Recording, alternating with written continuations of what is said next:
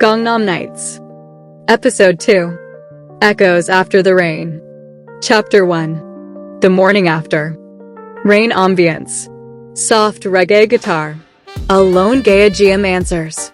The music is familiar, but lighter than episode 1. Morning has a curious way of convincing us that yesterday belonged to someone else. Problems feel smaller. Embarrassing moments seem almost funny. And strangers. Well, strangers are usually forgotten before breakfast. Usually. The rain had stopped sometime before sunrise, leaving Seoul washed clean beneath a pale blue sky. The city stretched awake beneath drifting clouds, steam rising from subway grates while cafes welcomed the first customers of the day. From somewhere below, a street vendor called out warm sweet potatoes for sale. Delivery scooters hummed through narrow alleys. Office workers hurried toward another ordinary Thursday. To everyone else, it was simply another morning. For Debbie Seo, it wasn't. Her alarm chimed softly at 6:30. She reached toward the nightstand without opening her eyes. Missed. Groaned. Then finally silenced it. She lay still, listening. No rain. Just birds. A bus braking outside.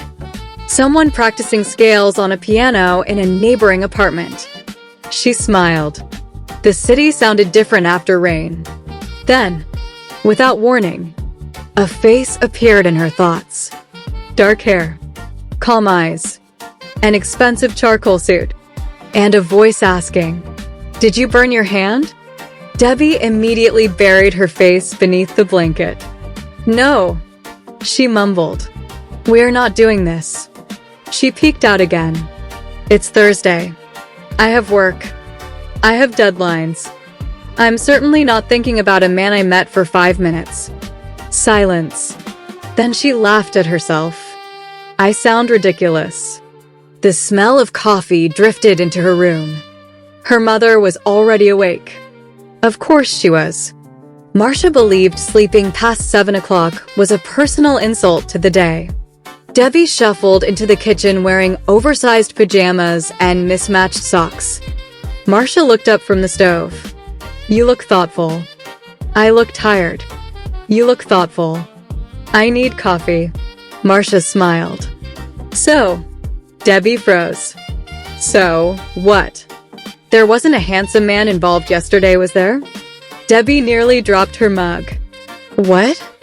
"I'm your mother. I asked one question. I didn't say there was a man. You didn't have to."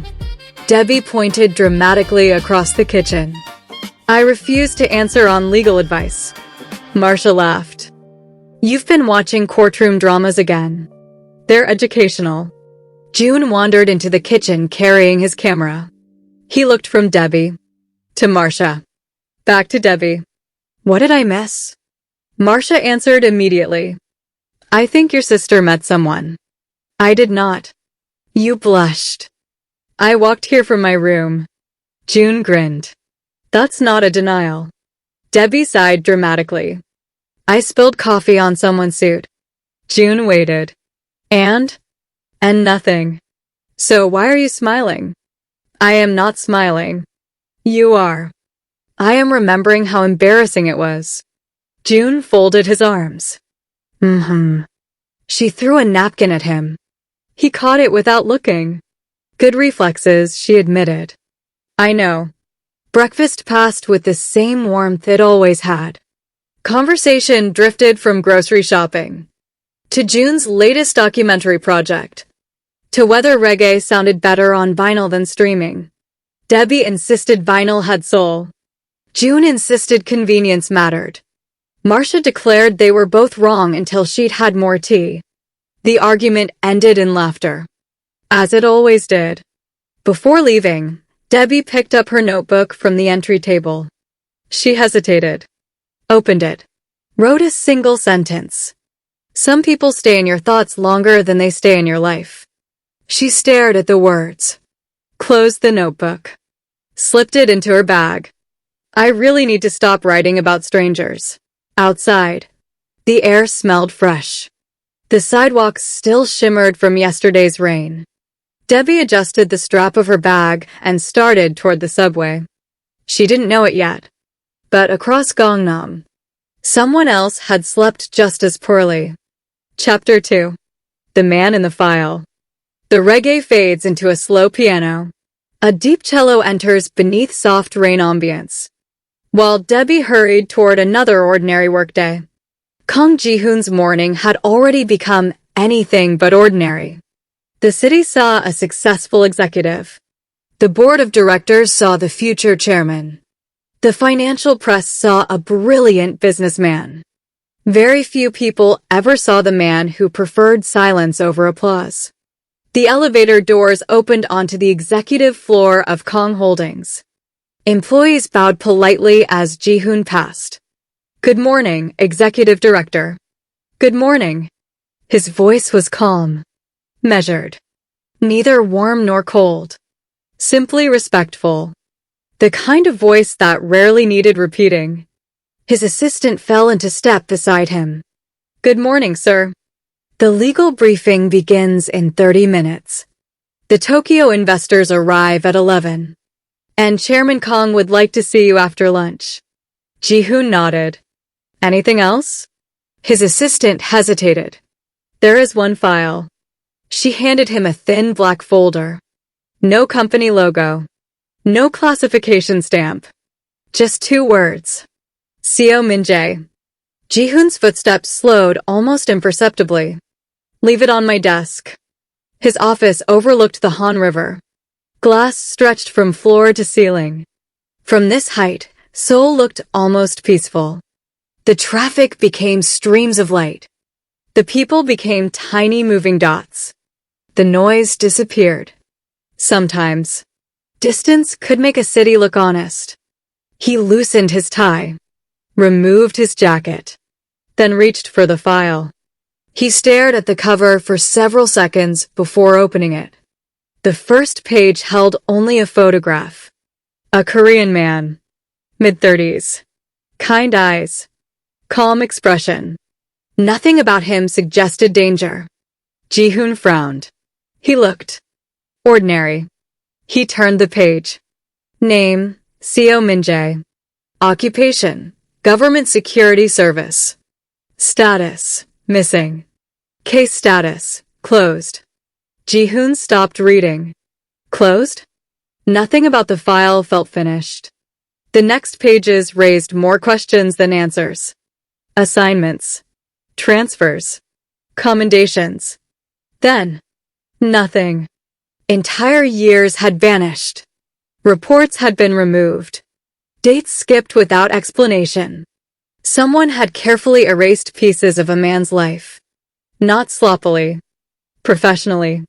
One paragraph caught Ji-hoon's attention.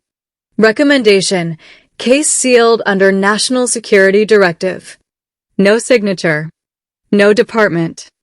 No explanation. He leaned back in his chair. "Who are you?" he whispered.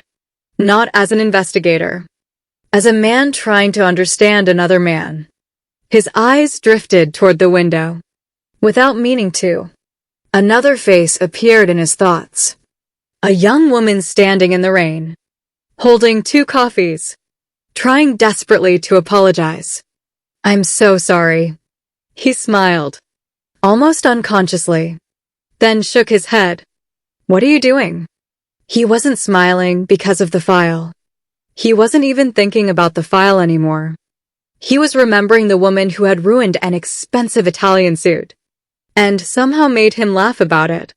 A soft knock interrupted his thoughts. "Come in." His assistant stepped inside. "The board members are ready." Ji-hoon closed the folder. As he stood, a small white business card slipped from his wallet onto the desk. He picked it up. It wasn't a business card at all. It was the loyalty card from Moonbeam Cafe. He looked at it for a moment, then quietly placed it inside the Seo Min-jae file. Not because it belonged there. Because, for reasons he couldn't explain, it felt connected. Across the city, Debbie stepped out of the subway into the morning rush.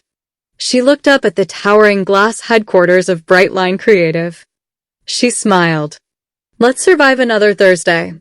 She had no idea that the company she worked for was about to receive the biggest opportunity in its history. And she certainly had no idea who that opportunity would bring back into her life. Chapter 3. The pitch. Light percussion. Warm bass. Gentle reggae guitar blended with modern Korean jazz. The city is fully awake. By 9 o'clock, Brightline Creative had transformed into organized chaos. Coffee cups multiplied across desks. Designers argued over fonts as though international peace depended on typography. Marketing executives rehearsed presentations under their breath. Somewhere, a printer protested loudly for reasons no one could explain. To Debbie, it sounded like home. She slipped into her chair just as her best friend, Hannah Park, appeared beside her desk. Hannah dropped into the neighboring chair with theatrical exhaustion. I'm officially declaring today illegal. Debbie looked up from her computer. That's a strong opening statement. I've had 3 meetings. It's 9:15. I know. I deserve compensation. Debbie laughed. What happened? Hannah counted on her fingers. 1 meeting about a meeting.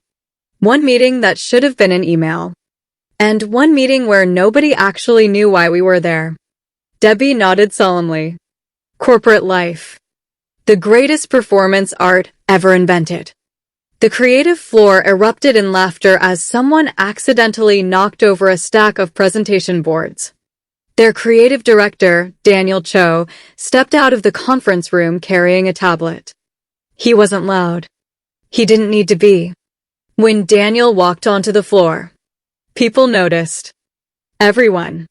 The room gradually quieted. I've got good news. Someone whispered. Please let it involve a day off. Daniel smiled. It involves something better. Nobody believed him. He tapped the screen behind him. A company logo appeared. Kong Holdings. The room instantly came alive. People exchanged surprised glances. Someone let out a low whistle. Even Hannah sat up straighter. Daniel looked around the room. As of this morning, we've been invited to pitch for Kong Holdings' new international brand campaign.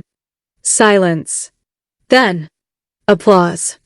Not loud, but genuine. Everyone understood what this meant. Winning this account wouldn't just be another project. It would change the agency.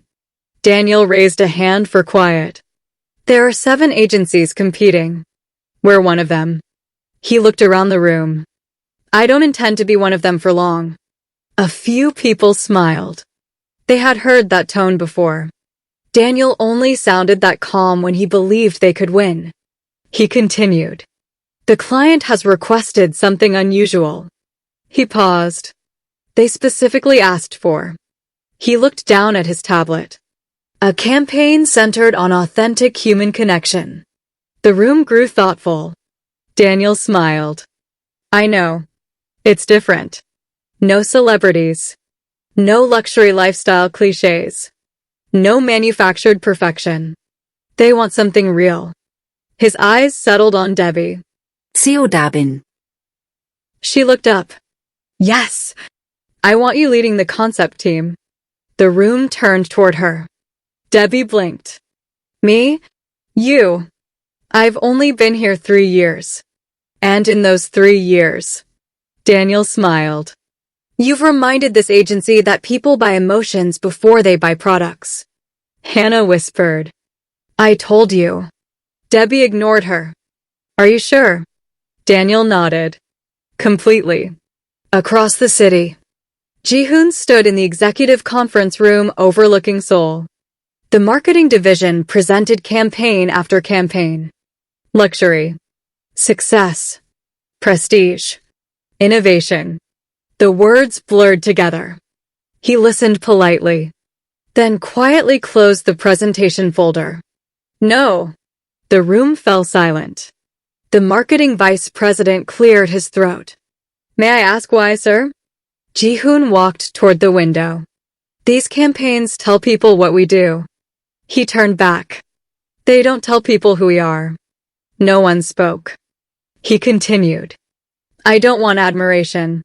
I want trust. Another pause. Find me an agency that understands people. The marketing vice president nodded. There is one agency with an interesting proposal. Ji-hoon looked up.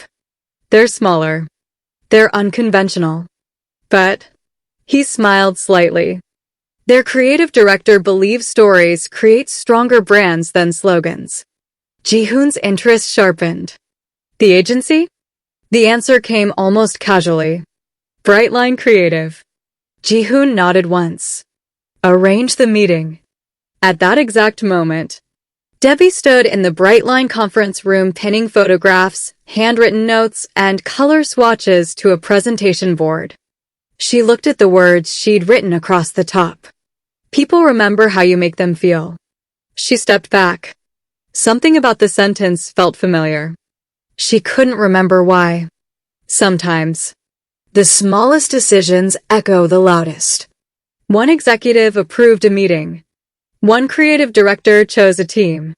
One sentence found its way onto a presentation board. None of them realized that destiny had quietly smiled. The rain had stopped, but the threads had begun to tighten. And before the week was over, Debbie Seo would walk through the doors of Kong Holdings once again. Only this time, she wouldn't be carrying coffee. She'd be carrying an idea that would change far more than a marketing campaign. Chapter 4. Moonbeam Cafe. Music. Warm jazz piano with soft reggae guitar. Coffee shop ambience. Cups clinking. Quiet conversation. Rain has given way to brilliant autumn sunshine. There are cafes people visit because they serve good coffee. Then there are cafes people return to because they feel understood. Moonbeam Cafe belonged to the second kind. By 10:30, nearly every table was occupied. Students revised for exams. An elderly couple shared a slice of cheesecake without speaking. A novelist sat near the window, staring at a blank page that had remained blank for almost an hour. Mr. Choi moved between them like a conductor leading a quiet orchestra.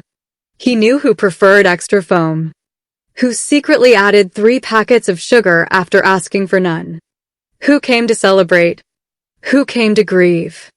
He had learned long ago that people rarely entered cafes just because they were thirsty. Most arrived carrying something much heavier. The bell above the door chimed. Ding! Mr. Choi looked up. A young businessman entered. Dark blue suit. Round glasses. Briefcase tucked beneath one arm. Good morning, Mr. Choi. Good morning, Mr. Kim. The usual? Mr. Kim smiled. You remember. I remember everyone. As he prepared the order, Mr. Kim looked toward the small table beside the window. The young lady isn't here today? Mr. Choi continued steaming milk. No. I thought she always came on Thursdays. Mr. Choi smiled without looking up. People have routines. They also have surprises. He placed the coffee on the counter. Mr. Kim accepted it with a grateful nod. You always sound like you're giving life advice. Mr. Choi chuckled. I own a cafe. People mistake that for wisdom. After the morning rush eased, the cafe grew wonderfully quiet. Mr. Choi wiped the counter, straightened a sugar jar that wasn't crooked, adjusted a chair that didn't need adjusting. His eyes wandered toward the crosswalk outside, the same one where Debbie and Ji-hoon had met. He smiled, not because he believed in destiny, because he'd lived long enough to recognize the moments people overlooked. He reached beneath the counter, opened the old wooden drawer. Inside lay forgotten umbrellas, scarves, a child's knitted mitten, a silver fountain pen, and one neatly folded white handkerchief. The faint coffee stain had dried into a pale brown memory. Mr. Choi unfolded it carefully, smoothed the fabric with both hands. then folded it again. Some things, he whispered, are worth returning.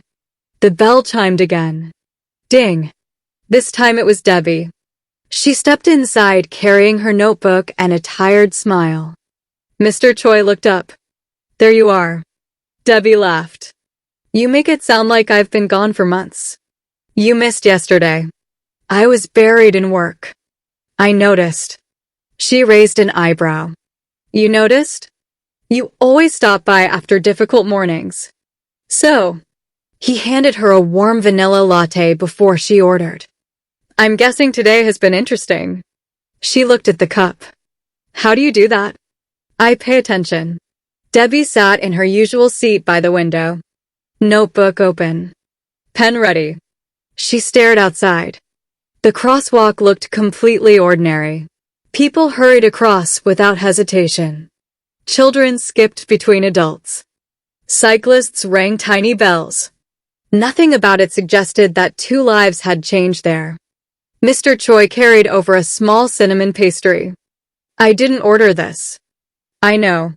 She sighed dramatically. You keep doing that. I'll stop. When? The day you stop pretending you're not thinking. Debbie looked up.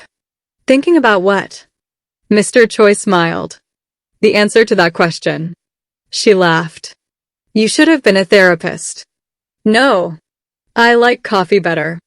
She broke off a piece of the pastry. For a long moment, neither spoke. The silence wasn't uncomfortable. It felt earned. Finally, Debbie opened her notebook. She wrote slowly. Some places remember us before we remember ourselves. Mr. Choi noticed. He didn't read the words. He simply smiled. The notebook was changing. Its pages were no longer filled with observations. They were becoming conversations with her own heart. Across the city, Ji-hoon's assistant entered his office. The Brightline creative presentation has been confirmed for Monday morning. Ji-hoon nodded. Very good. She hesitated. They've assigned a new creative lead. He looked up. The youngest member of their team. Ji-hoon returned his attention to the file on his desk. Sometimes, he said quietly. Fresh eyes see what experience misses. Neither of them realized. Those fresh eyes belonged to the woman who still believed she'd never see him again.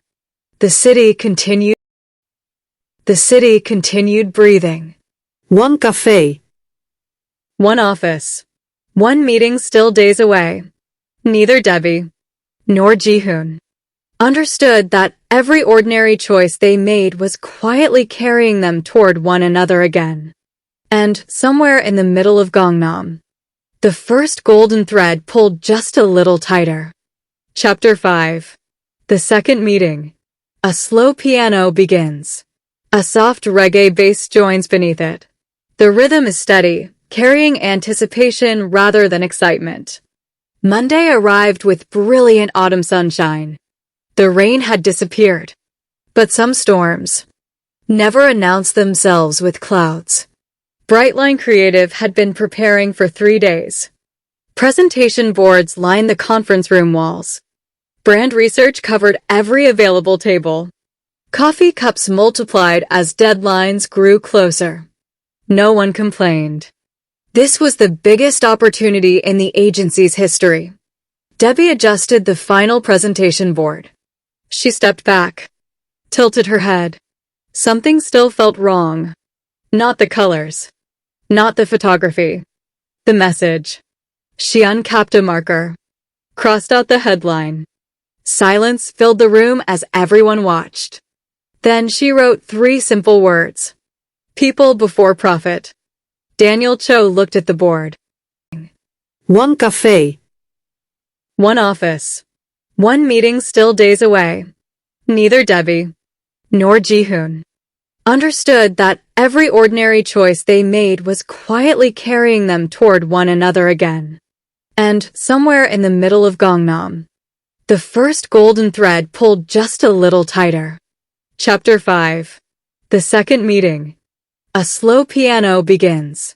A soft reggae bass joins beneath it.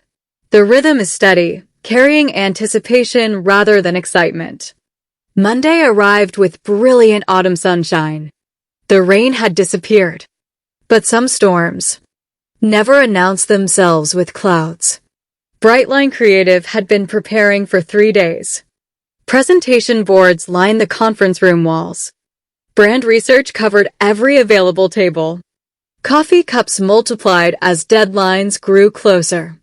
No one complained. This was the biggest opportunity in the agency's history.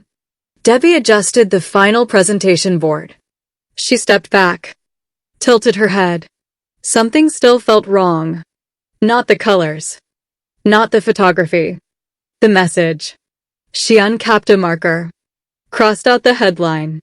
Silence filled the room as everyone watched. Then she wrote 3 simple words. People before profit. Daniel Cho looked at the board. For nearly 30 seconds. He said nothing. Finally, he smiled. Leave it. The room stared at him. Really? He nodded. Kang Holdings asked us to show them who they are. He pointed toward Debbie's words. Not who they pretend to be. Hannah leaned toward Debbie. You know, if this works, you'll become everyone's favorite person. And if it doesn't, you'll become everyone's cautionary tale. Debbie laughed. Thank you. I feel incredibly supported. An hour later, a black company van pulled beneath the towering glass headquarters of Kang Holdings. Every member of the Brightline team grew quiet. The building rose above them like polished steel reaching toward the sky. Debbie looked up. So, Hannah whispered. Still think advertising is boring? Debbie smiled nervously. Ask me again after the presentation. Inside, the lobby felt more like an art gallery than a corporate headquarters. Stone floors reflected morning light. Fresh flowers stood beneath a sculptural staircase. Employees moved with quiet confidence. No raised voices. No chaos. Only calm precision. A receptionist greeted them warmly. Welcome to Kang Holdings. We've been expecting you. Across the building, Ji-hoon stood in the executive conference room. His assistant adjusted the final presentation schedule. The Brightline team has arrived. He nodded. Very well. She hesitated. They've requested permission to set up early. They may. Ji-hoon looked toward the city beyond the glass wall. Another ordinary meeting. Another marketing proposal. Nothing more. Or so he believed. The elevator doors opened. Debbie stepped inside with Hannah and Daniel. The ride felt unusually quiet. Nobody wanted to admit they were nervous. Floor 20. 30. 40. 50. Each floor seemed to bring them closer to something impossible to define. The doors opened onto the executive level. A young assistant greeted them. This way, please. As they followed her down a long corridor, Debbie noticed the walls. No oversized motivational quotes. No awards displayed for admiration. Instead, black and white photographs of employees. Factory workers. Engineers. Receptionists. Delivery drivers. People, not products.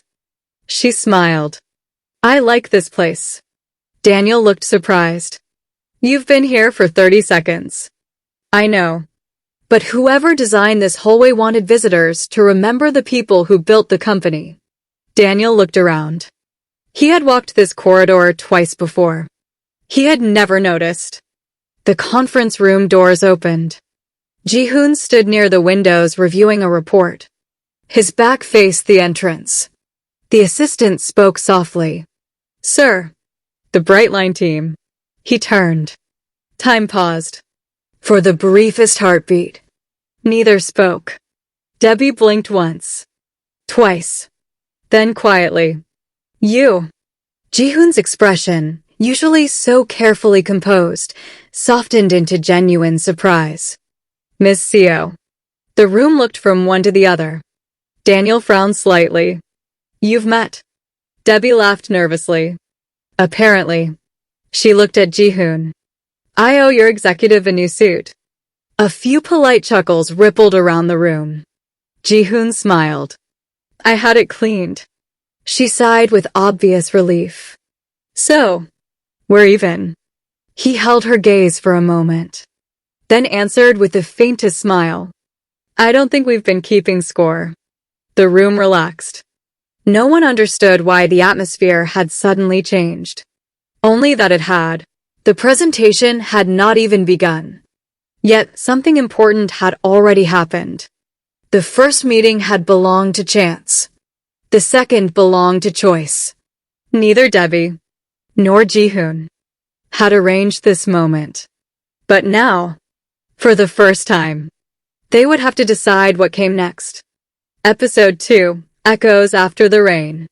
Chapter 6. The Presentation. Piano fades. A soft heartbeat of percussion begins. No rain. The silence inside the boardroom carries its own weight. Narrator.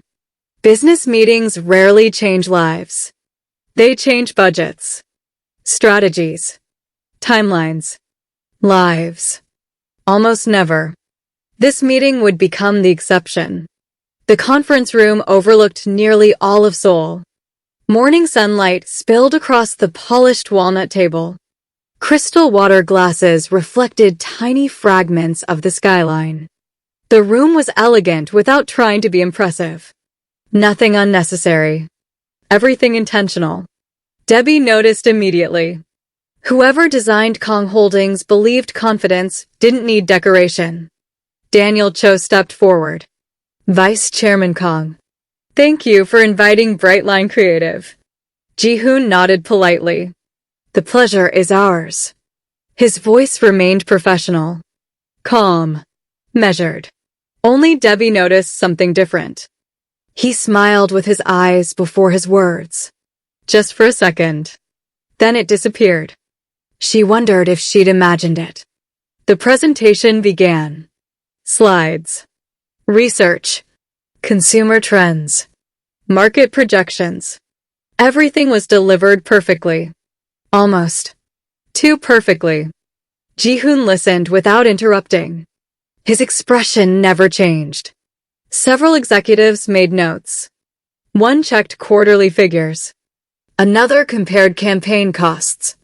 Everything proceeded exactly as business meetings always did. Until Daniel stopped speaking. He looked toward Debbie. Debbie. The next section is yours. Debbie took a slow breath. Walked to the front of the room. She didn't carry a remote. She didn't stand behind the podium. Instead, she simply faced the people. For a moment, no one spoke. Then she asked one question. If Kang Holdings disappeared tomorrow, what would your employees miss the most? Silence. An executive frowned. Another looked confused. Someone quietly closed a laptop. Debbie continued. I'm not asking what investors would lose.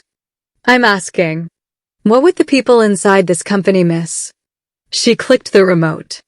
The screen changed. Not to graphs. To photographs. Factory workers laughing during lunch. An engineer helping a new employee. A receptionist comforting a nervous job applicant. A delivery driver holding the elevator for an elderly visitor. Real people. Real moments. No customer remembers a balance sheet. They remember how your company made them feel. She looked around the room. You don't build loyalty through advertising. You build it through people. The room had become completely still. Ji-hoon didn't take notes. He simply watched. Not the presentation. Her. She wasn't trying to impress anyone. She believed every word she was saying. That was rare. Debbie continued. Your company already has a story. Our campaign doesn't create one. It reveals one. She pressed the remote again. 3 simple words filled the screen. People before profit. An uncomfortable silence followed. Not because the slogan was weak. Because it challenged everyone in the room. One executive shifted in his chair. Another quietly folded his arms. Finally, an older board member spoke. Miss Seo, Kong Holdings is a global corporation. Surely profit must come first. Debbie smiled politely. I believe profit keeps a company alive. She paused. But people, give it a reason to exist. No one moved. Not even the assistants taking notes. Ji-hoon leaned back slowly. For the first time that morning, he spoke. Miss Seo. She turned toward him. You said customers remember how a company makes them feel. Yes. What made you believe that? She smiled. My grandmother used to run a tiny grocery shop in rural Jamaica. If someone couldn't afford food, she'd let them pay next week. The room listened. Sometimes they paid. Sometimes they didn't. But 20 years later, people still remembered her. She looked directly at Ji-hoon. They didn't remember her prices. They remembered her kindness. The room remained silent. Ji-hoon lowered his eyes for just a moment, then looked toward the board members. I think. He closed the presentation folder. We've heard enough. Several executives looked surprised. One whispered, but they haven't finished. Ji-hoon stood. They already have. He walked toward the enormous window overlooking Seoul. His reflection hovered against the skyline. Without turning around, he spoke quietly. Our founder built this company after the war. He often said, if people trust you, profit eventually follows. He turned back toward Debbie. I had almost forgotten. The room remained still. No applause. No dramatic music. Just the quiet feeling that everyone present had witnessed something important. Daniel looked toward Debbie. She looked just as surprised as everyone else. She hadn't planned to change the room. She had only told the truth. As Brightline gathered their materials, Ji-hoon's assistant approached. Miss Seo? Yes. The vice chairman would like a few minutes of your time. Daniel raised an eyebrow. Should we wait? Ji-hoon answered himself. No. He smiled politely. I'll only borrow her for a moment. Hannah leaned close to Debbie, barely containing her grin. You just got promoted to mysterious meeting status. Debbie whispered back. You're not helping. The conference room slowly emptied. Within a minute, only 2 people remained. The woman who spilled coffee, and the man who couldn't quite forget it. Outside, Seoul continued moving. Inside, the story quietly turned another page. Chapter 7. Behind the glass. Music, a gentle piano. The city fades into the background. The room is almost silent. Some conversations begin with introductions. Others begin with silence. This one began with a window. The executive conference room had emptied. Assistants collected folders. The last board member quietly closed the door behind him. For the first time that morning, Debbie and Kang Ji-hoon were alone. Neither seemed eager to speak first.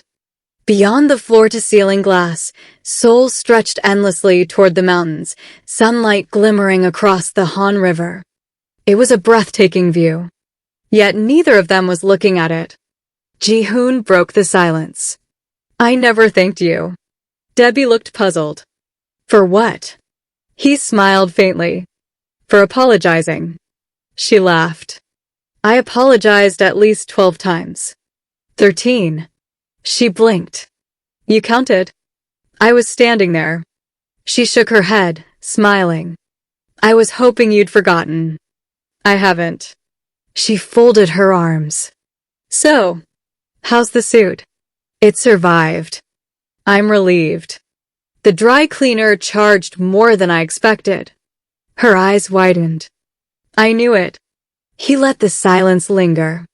Then, I'm joking. She stared at him for a second, then laughed so loudly it echoed through the empty boardroom. You almost gave me a heart attack. I don't think so. I absolutely would have paid. I know. Even if I couldn't really afford it. I know. He said it so naturally that she stopped laughing. He wasn't teasing her. He meant it. Ji-hoon walked toward the coffee station at the far end of the room. Coffee? She raised an eyebrow. You're offering coffee? I thought it seemed appropriate. She laughed. Only if I promise not to spill it. I'll accept the risk. He prepared 2 cups himself. No assistant. No ceremony. Just a man making coffee. Debbie watched him with quiet curiosity. Do you always make your own coffee? When I have time. I thought executives had people for that. They do. So why do it yourself? He looked down at the cup in his hand. My grandfather said, if you forget how to make your own coffee, you'll eventually forget how ordinary people begin their day. He handed her the cup. I've tried not to forget. Debbie accepted it carefully. No pressure. He smiled. Please don't say careful. She looked confused. Why? The last time someone said that. You spilled coffee on me. She laughed again. Fair point. They stood beside the enormous window. 2 paper cups. The city beneath them. For a while, neither spoke. The silence felt strangely comfortable. Finally, Debbie looked toward the skyline. You know. What? I thought people like you. She stopped herself. He turned slightly. People like me? She smiled awkwardly. Executives. I imagined you'd spend all day talking about numbers. I do. That sounds exhausting. It is. She sipped her coffee. I thought your office would have gold statues and giant paintings. It disappoints you? It surprises me. What did you expect? She shrugged. Something colder. He looked around the room. I spend enough time in cold places. I didn't want one more. The words lingered. Debbie didn't ask what he meant. She sensed there was a story behind them. One he wasn't ready to tell. Ji-hoon looked at her cup. You held on to it. She glanced down. The coffee. The cup. She smiled. I didn't want history repeating itself. He laughed softly. It seems we're both learning. A gentle knock interrupted them. Ji-hoon's assistant entered quietly. I'm sorry to interrupt, sir. Chairman Kang has arrived. The warmth in Ji-hoon's expression faded. Not completely. Just enough for Debbie to notice. I'll be there. The assistant bowed and left. Debbie looked at him. Your father. He nodded. Yes. You should probably keep him waiting as little as possible. A faint smile returned. That's excellent advice. I've never met him. But something tells me he isn't fond of waiting. Ji-hoon actually laughed. You learn quickly. She placed the empty coffee cup on the table. I should go. So should I. Neither moved. Not immediately. Then Ji-hoon reached into his jacket pocket. He removed a simple white business card. I believe this belongs to you. Debbie looked at it. Her bright line card. The one she'd handed him after the coffee spill. You kept it. I did. I thought you'd thrown it away. He shook his head. I almost never throw away things that matter. She looked at him for a long moment. Not because she knew what he meant. Because she wasn't sure whether he was talking about the card. Or the person who had given it to him. Outside. The city moved exactly as it always had. Meetings began. Subways arrived. Children hurried home from school. No one noticed that inside a quiet boardroom high above Gangnam, 2 strangers had just become something else. Not lovers. Not friends. Not yet. Something much rarer. 2 people who had begun to earn each other's trust. Sometimes. That is where the greatest love stories truly begin. Chapter 8. The chairman's eyes. The warmth fades into a low cello. Traditional Korean strings enter quietly. The atmosphere changes. The audience immediately senses that someone powerful has entered the story. Some men command a room by raising their voices. Chairman Kang had never needed to. His silence arrived before he did. The executive floor had become noticeably quieter. Conversations shortened. Footsteps slowed.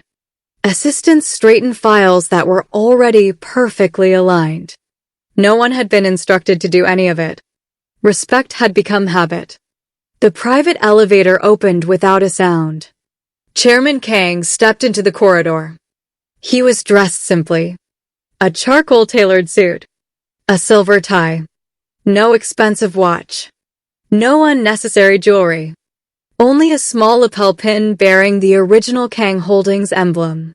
He walked with the measured confidence of a man who had spent decades carrying responsibility. Not arrogance. Wait. Employees bowed respectfully. Good afternoon, Chairman. He acknowledged each greeting with a slight nod. Nothing theatrical. He knew every face. Not every name, but every face. To him, a company was never numbers on a balance sheet. It was people. That was how his father had built Kang Holdings. That was how he intended to leave it. As he approached the conference room, his executive secretary quietly fell into step beside him. The Brightline presentation concluded 10 minutes ago. And? The secretary smiled. The vice chairman extended the meeting. Chairman Kang raised an eyebrow. He rarely does.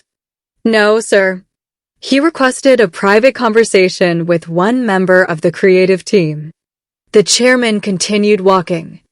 Who? Seo Min-jae. The name meant nothing to him. Not yet. He stopped outside the conference room. Through the glass wall, he saw them. Ji-hoon. Standing beside the window. A paper coffee cup in his hand.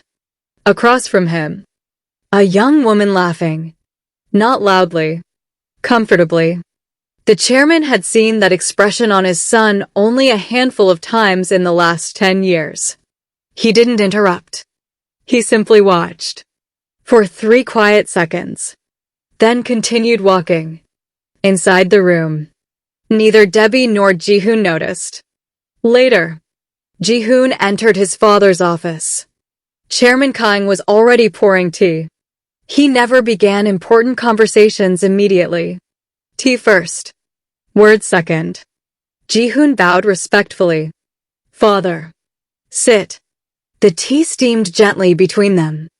The office overlooked a private garden where autumn leaves drifted across smooth stone pathways. The room was peaceful. Almost too peaceful. Chairman Kang handed his son a cup. How was the presentation? Very good. You approved them. I did. The chairman stirred his tea once. The young woman. Ji-hoon's eyes lifted slightly. What about her? You seemed interested.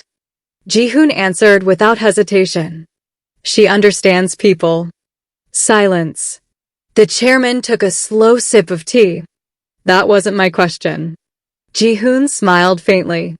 No, it wasn't. The chairman set his cup down. You've spent years surrounding yourself with intelligent people. Today, he looked directly at his son. You smiled. Ji-hoon didn't answer. He couldn't. Because his father wasn't asking about business anymore. Another silence. Then, the chairman surprised him. Your mother used to make me smile like that. Ji-hoon looked up. His father almost never spoke about her. The chairman's eyes drifted toward the garden. For a very long time, I believed leadership required sacrificing happiness. He paused. I was wrong.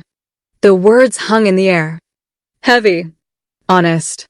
Ji-hoon spoke quietly. Father. The chairman raised one hand gently. I'm not giving permission. I'm giving advice. Another pause. When someone reminds you how to laugh, don't be too busy to notice. Ji-hoon lowered his eyes. He thought about Debbie laughing over the coffee, about the presentation, about the business card still resting inside his wallet.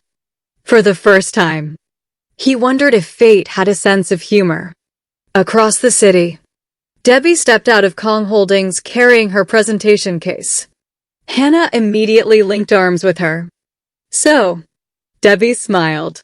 "So, you had coffee with the vice chairman." "It wasn't like that." "You laughed." "We talked." "You smiled." "I always smile." "Not like that." Debbie looked away toward the Seoul skyline. She tried to hide it. She failed.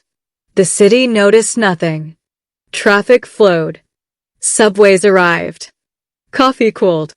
But somewhere, hidden beneath ordinary conversations, a new chapter had quietly begun. Not because two people had fallen in love, because they had begun to see one another clearly. And sometimes, that is far more dangerous. Chapter 9. A name that won't let go. Gentle piano with a low cello beneath it. Outside, the afternoon city hums. Inside, two different worlds begin moving toward the same mystery. There are names we hear once and immediately forget. Then there are names that refuse to leave us. Not because we understand them, because somewhere, our hearts recognize them before our minds do. The Brightline team left Kang Holdings in unusually high spirits. No one spoke during the elevator ride down. The silence wasn't uncomfortable. It was disbelief. As the doors opened into the lobby, Hannah finally exhaled. "I think we just survived." Daniel Cho laughed. "More than survived." He glanced toward Debbie. "I think we just changed the direction of this agency." Debbie shook her head. "It was a team presentation." "It was." Daniel smiled. "But every team has someone who changes the room." He didn't say anything else. He didn't need to. Outside, the autumn breeze carried the scent of ginkgo trees through Gangnam. The city looked brighter than it had all week. Hannah nudged Debbie with her elbow. "So," Debbie sighed, "I knew this was coming. You had coffee with the vice chairman." "Yes." You laughed. "Apparently. You've been smiling ever since." Debbie looked ahead. "I met someone who happened to be the vice chairman." "I didn't meet the vice chairman." Hannah grinned. "That's worse." Back inside Kang Holdings, Ji-hoon stood alone in the conference room. The presentation boards had been removed. The coffee cups collected. Only one thing remained. A yellow sticky note someone had accidentally left behind. It read, "People remember how you make them feel." He stared at it for a long moment, then carefully peeled it from the table, folded it once, and slipped it into his notebook. His assistant entered quietly.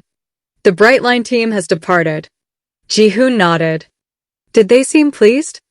"I believe so." She hesitated. "Sir, I've worked for you for 6 years." "Yes." "I've never seen you ask for a creative team's opinion after a presentation." He smiled faintly. "Perhaps. I've never met one worth asking." She laughed softly, then stopped herself. Professionalism returned immediately. "There is one more matter." She placed another folder on his desk. The archive department found additional records related to Seo Min-jae. Ji-hoon's attention sharpened. Already, they weren't in the main archive. They were in the founder's private collection. He opened the folder. Most of the documents were old newspaper clippings, government memorandums, photographs from official ceremonies. Nothing unusual. Until one image stopped him. It showed Seo Min-jae standing beside a much older gentleman outside Kang Holdings nearly 25 years earlier. Ji-hoon immediately recognized the man. His grandfather, founder Kang Song-cheol. He frowned. Why would a government security officer be meeting privately with the founder? He turned the photograph over. Only one sentence had been written in blue ink. Trust him. No signature. No explanation. Only those two words. Across the city. Debbie sat beside the window at Moonbeam Cafe. Mr. Choi placed her usual latte on the table without asking. You look thoughtful. She smiled. Everyone keeps saying that. Maybe they're paying attention. She laughed. You're all conspiring against me. Mr. Choi leaned lightly against the chair opposite her. What happened today? She looked out the window. I met the coffee man again. The coffee man? The one whose suit I ruined. Mr. Choi nodded slowly. And? He wasn't angry. He wasn't awkward. It was almost. She searched for the word. Comfortable. Mr. Choi smiled. The best conversations usually are. Debbie stirred her coffee absent-mindedly. Can I ask you something? You just did. She rolled her eyes. You know what I mean. I do. Have you ever met someone? She hesitated. Who feels strangely familiar? Mr. Choi looked toward the rainy street outside. When I met my wife, I felt as though I'd interrupted a conversation we'd been having our entire lives. Debbie looked at him. You believe that? He smiled. I believe life is too mysterious to dismiss the things we can't explain. The bell above the cafe door chimed. A courier stepped inside carrying a small parcel. Delivery for Mr. Choi. He accepted it politely. After the courier left, Debbie noticed the return address. Kang Holdings Archives. She frowned. I didn't know you knew people at Kang Holdings. Mr. Choi looked at the parcel for a long moment. Then smiled. I know many people. He carried the package into the back room. But his smile had disappeared. A forgotten photograph. A handwritten note. A package from the archives. 3 ordinary moments. 3 threads. None of them seemed connected. Yet somewhere beneath the surface, the tapestry was beginning to reveal its pattern. And for the first time, someone besides Chairman Kang knew the name. Seo Min-jae. Chapter 10. The man who knew too much. The warmth of the cafe gives way to a slow, haunting piano. A single cello note lingers beneath the narrator. Outside, dusk settles over Seoul. Some people carry secrets because they are afraid. Others carry them because they made a promise. Mr. Choi had lived with one promise for 22 years. Every morning he unlocked Moonbeam Cafe. Every evening he locked it again. In between, he smiled, served coffee, remembered birthdays, learned names, became part of thousands of ordinary lives. No one ever asked what he had been before. That was exactly how he preferred it. The cafe had emptied. Only the low hum of the espresso machine remained. Mr. Choi carried the parcel from Kang Holdings into the small office behind the kitchen. It wasn't much of an office. A wooden desk. An old bookshelf. A faded photograph of his late wife smiling beneath cherry blossoms. A small radio that hadn't worked in years. He carefully closed the door. Only then did he untie the string around the package. Inside, a leather-bound ledger. Old. Worn. Protected inside a waterproof archive sleeve. On the first page, a familiar signature. Kang Song-cheol. Ji-hoon's grandfather. Mr. Choi closed his eyes. So, he whispered. You finally sent it. His phone vibrated. Only 3 people in the world had that number.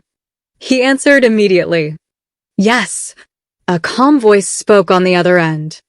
They've begun looking. I know. You've seen the file? I've seen enough. A pause. And Debbie? Mr. Choi looked toward the cafe window. She had just disappeared around the corner. She still knows nothing. Good. Let it stay that way. The call ended. No names. No explanations. Only silence. Mr. Choi rested one hand on the ledger. I've kept my promise, he said softly. But promises. He looked toward the photograph of his wife. Become heavier with age. Across the city, Ji-hoon stood in the Kang Holdings archive room. Rows upon rows of shelves stretched into the distance. Decades of company history. Annual reports. Engineering drawings. Photographs. Letters. The chief archivist walked beside him. You asked for every document mentioning Seo Min-jae. Yes. We found 37. And? The archivist hesitated. There should have been hundreds. Ji-hoon stopped walking. What happened to them? We don't know. They disappeared before everything became digital. Were they destroyed? The archivist shook his head. No. Removed. There is a difference. Ji-hoon looked down the endless rows of shelves. Someone had erased history. Not randomly. Deliberately. But why? At the Seo apartment, dinner had become another lively debate. June was trying to convince Marcia that documentaries deserved larger budgets. Marcia insisted teachers deserved them more. Debbie watched them both with quiet amusement. You know, she smiled. You two argue exactly the same way. June looked offended. I absolutely do not. Marcia pointed her chopsticks toward him. You interrupt people. I do not. You just interrupted me. Debbie burst into laughter. The room grew quiet again. Marcia looked toward the photograph hanging above the dining table. You would have enjoyed this. She said it almost absent-mindedly, as though speaking to someone who had simply stepped into another room. Debbie followed her mother's gaze. Dad argued like us? Marcia smiled. No. He listened. Then she added quietly. That's why people trusted him. Debbie thought about Ji-hoon. He listened too. Really listened. Not just waiting for his turn to speak. She caught herself smiling. Again. Later that evening, she opened her notebook. Today's entry was shorter than usual. There are people who make you feel heard before they really know you. She underlined the sentence once. Then closed the book. Meanwhile, Chairman Kang stood alone beside the koi pond at his estate. The evening air carried the scent of pine and damp stone. His longtime advisor approached quietly. The archives have been opened. I expected they would be. And Ji-hoon. The chairman watched the koi move through the water. He's asking the right questions. The advisor lowered his voice. Should we stop him? Chairman Kang looked up at the stars beginning to appear above Seoul. After a long silence, he answered, No. Another pause. The truth has waited long enough. Far away, Moonbeam Cafe closed for the night. The lights dimmed. The chairs were turned upside down. Mr. Choi locked the front door. Then, before walking away, he looked once toward the familiar crosswalk. Take care of each other, he whispered. He wasn't speaking to the city. He wasn't speaking to fate.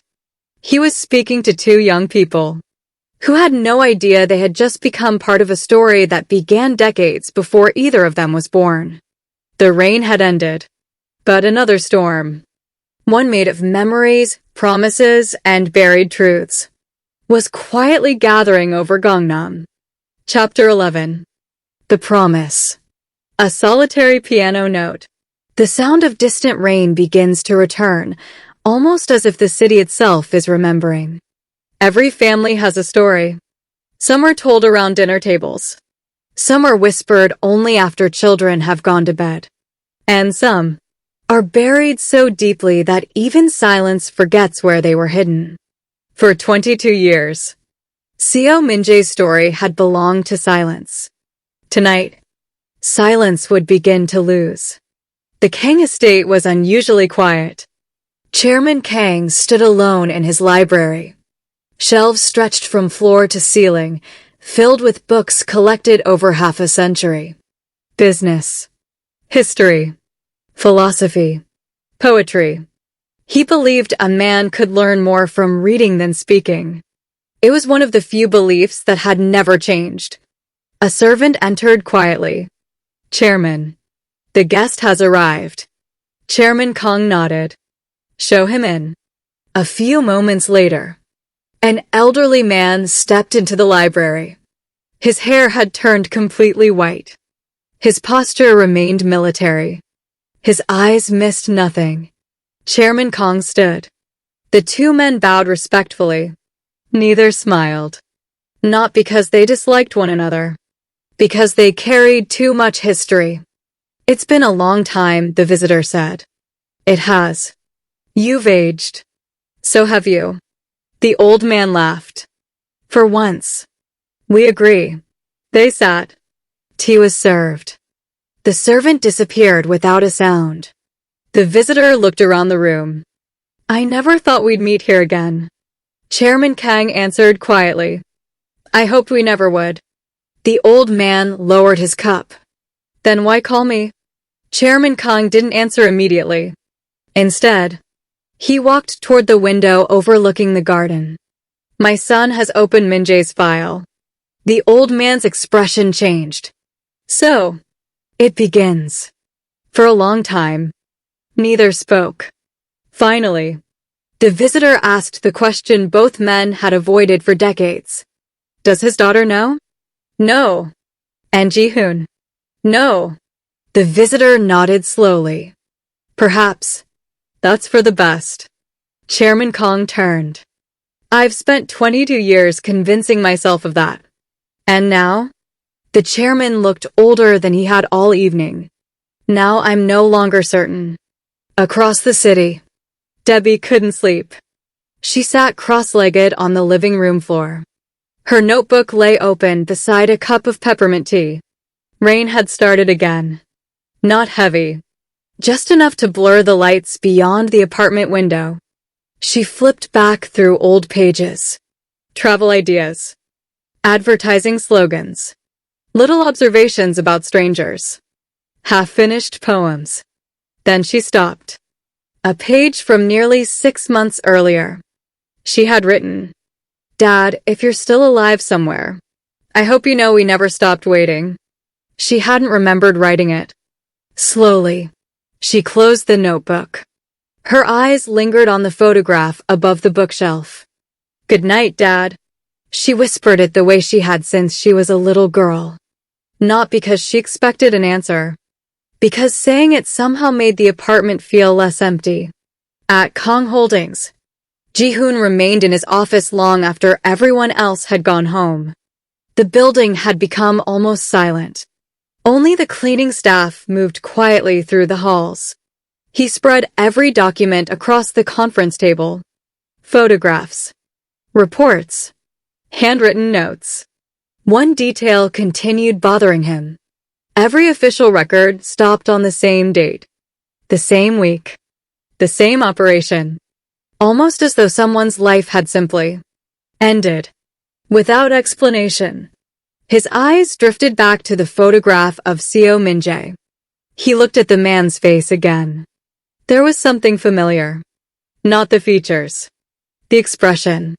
The quiet confidence. The habit of listening before speaking. It reminded him of someone. He couldn't quite place who. His phone vibrated.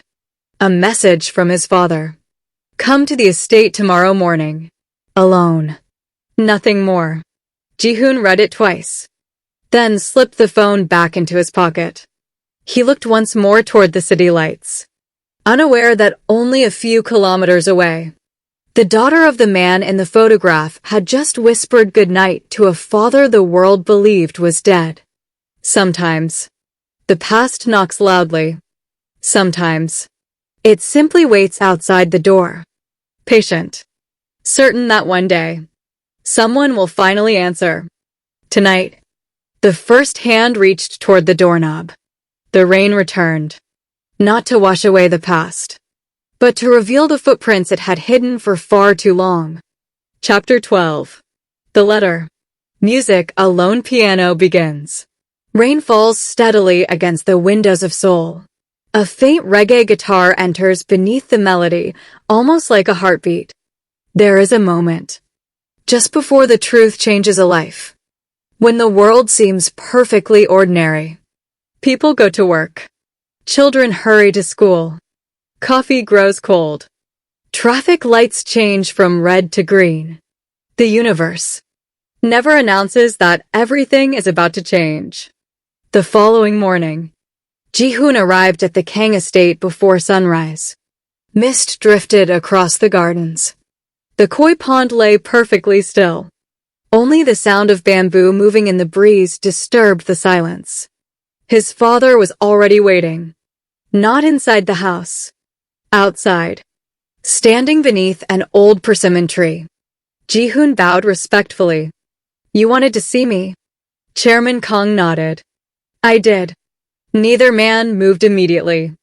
For a while, they simply watched the morning arrive. Finally, the chairman spoke. "When I was your age, I believed every problem could be solved with intelligence." He smiled faintly. "I was wrong." Ji-hoon remained silent. His father continued. "There are some burdens that cannot be solved. They can only be carried." The chairman reached inside his coat. He removed a cream-colored envelope. The paper had yellowed with age. The edges were worn. It had been opened many times, then carefully sealed again. He held it in both hands for a long moment before offering it to his son. "What is it?" "A letter." "From whom?" The chairman looked directly into Ji-hoon's eyes. "Seo Min-jae." The world seemed to stop. Ji-hoon accepted the envelope carefully.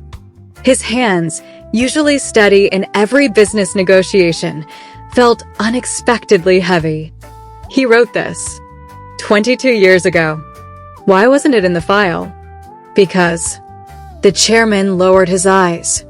"It was never meant for the government. It was meant for me." Ji-hoon hesitated. "May I read it?" "Not yet." The chairman's answer came gently. "There are parts of this story you still don't understand. And if you read it now, you'll ask questions I cannot answer." Ji-hoon looked at the envelope again. The handwriting was careful, deliberate. Across the front were only 6 words. "If I do not return." Nothing else. No address. No explanation. Across Seoul.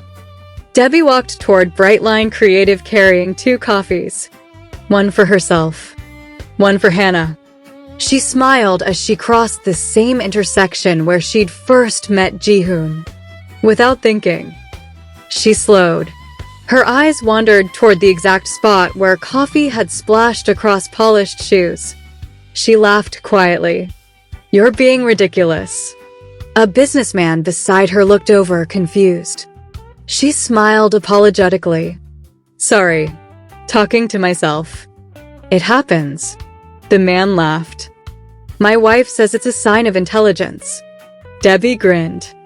"I'm definitely telling my mother that." At Moonbeam Cafe, Mr. Choi unlocked the front door. He paused. Someone had slipped an envelope beneath it overnight. No stamp. No return address.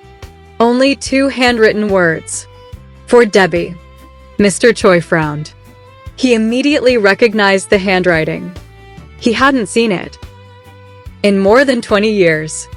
His hands tightened around the envelope. "So," he whispered, "you're alive." He didn't open it. He couldn't. Not because he lacked the courage. Because it wasn't his letter.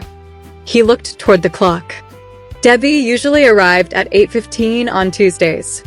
He placed the envelope inside the old wooden drawer beneath the register, next to the coffee-stained handkerchief. 2 ordinary objects, both waiting for the right moment. Meanwhile, at Brightline, Hannah leaned over Debbie's desk. "I have news." Debbie looked up. "Good news?" "I think so." Kong Holdings called. Debbie's heart skipped.